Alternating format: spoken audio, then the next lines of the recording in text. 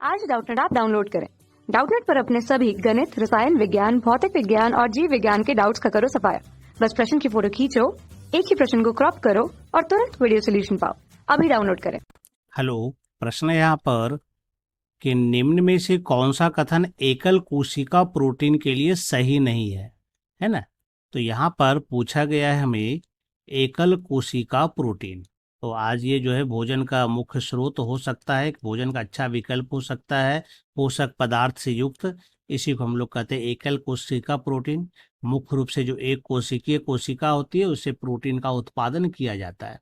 लेकिन ये जो एकल कोशिका ऐसा नहीं कि एक ही कोशिका से होता है, इसके अलावे भी अन्य बहुकोशिकीय से होता है। यानी कि एकल कोशिका प्रोटीन का उत्पादन जो है शैवाल से भी होता है, जीवाणु से भी होता है, यहाँ तक कि जो तंतु वाला कवक होता है, तंतुमय कवक, उसके द्वारा भी होता है, यहाँ तक कि इष्ट से भी होता है। तो यहाँ पर हम देख सकते हैं ये तंतुमय कवक तो ये बहुकोशिकीय है। इसका मतलब ये बहुकोशिकीय और एक कोशिकीय दोनों से एकल कोशिका प्रोटीन की प्राप्ति हो सकती है ना। क्लियर है।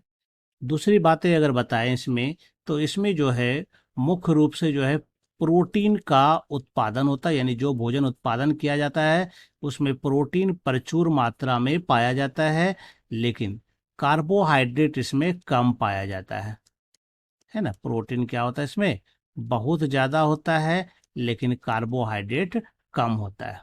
कुछ जो सूक्ष्म जीव होते हैं, खास करके जैसे स्पाइरुलिना है ना, स्पाइरुलिना जो सूक्ष्म जीव होता है, इसको हम लोग गंदे पानी में भी, यानी कि प्रदूषित जल जो कि पोटैटो प्रोसेसिंग प्लांट से निकलता है, इस पानी में भी हम इसका वृद्धि करा सकते हैं।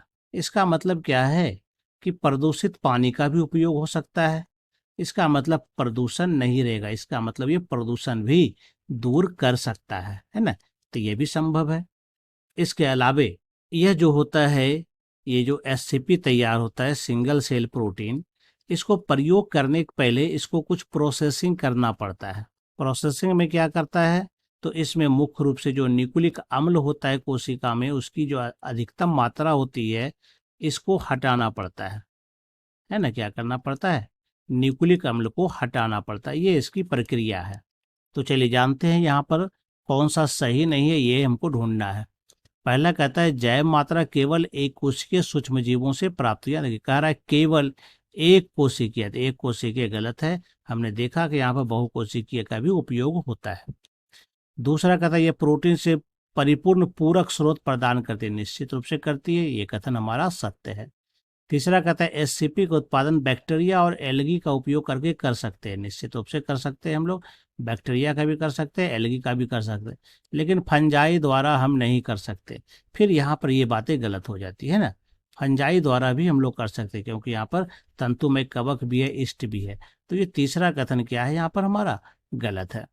चौथा कहता है यह वातावरणीय प्रदूषण को कम करने में मदद करता है, निश्चित रूप से करता है, क्योंकि यह प्रदूषित पानी में भी तेजी से वृद्धि करता है। पांचवा कहता है एससीपी का उपयोग से पहले प्रोसेस करते हैं, निश्चित रूप से करते हैं, क्योंकि न्यूक्लिक अम्ल को ही प्रोसेसिंग द्वारा हटाया जाता है। तो यहाँ पर जो पूछा गया था सही नहीं है, तो एक पहला नंबर सही नहीं है और एक तीसरा नंबर सही नहीं है, यानी कि ये चौथा नंबर इसका विकल्प क्या है, ये सही है ना। बाकी सब गलत है। उम्मीद करता हूँ आपको ये उत्तर समझ में आ गया होगा। धन्यवाद। कक्षा 6 से 12वीं से लेकर नीट, IIT, JEE वो एडवांस के लेवल तक 1 करोड़ से ज्यादा छात्रों का भरोसा। आज ही डाउनलोड करें डाउटनेट ऐप या व्हाट्सएप करें अपने सारे डाउट्स 8400 400 400 पर।